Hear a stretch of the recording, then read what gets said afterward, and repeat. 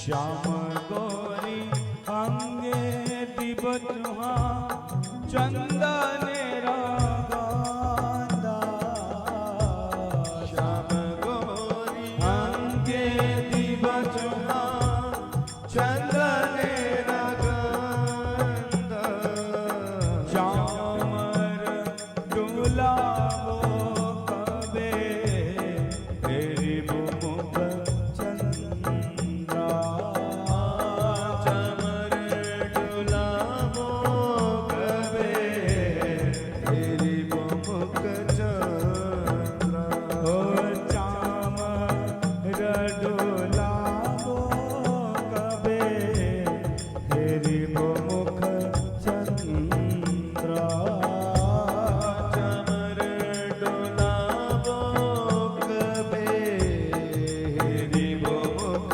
चंद्रा श्री राधा कृष्ण प्राण मोरा जुगल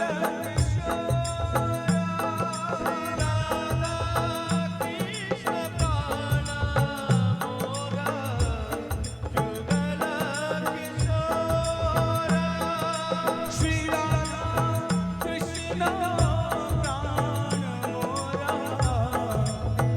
जुगल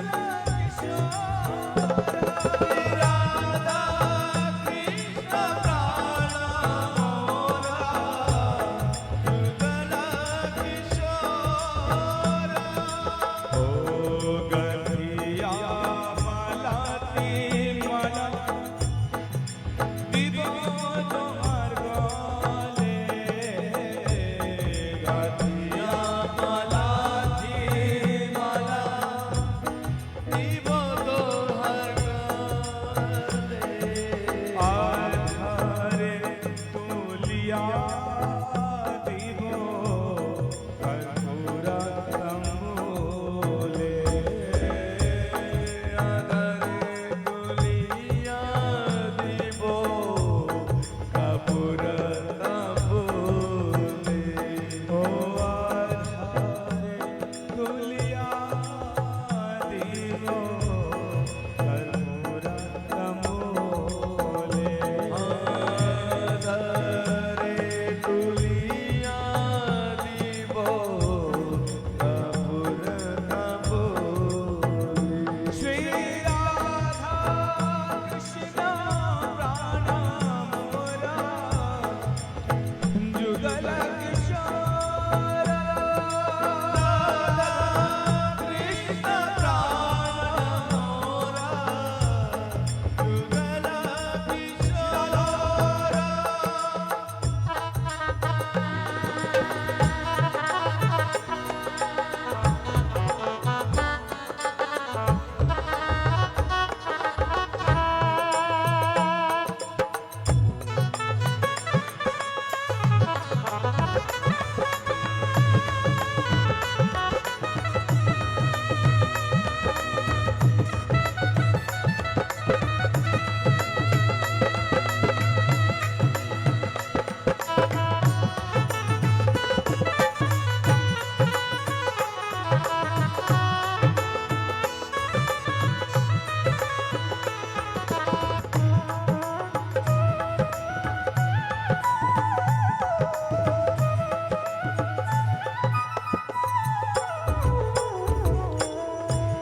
ललिता विशाखा जतो सखी वृंदा ललिता विशाखा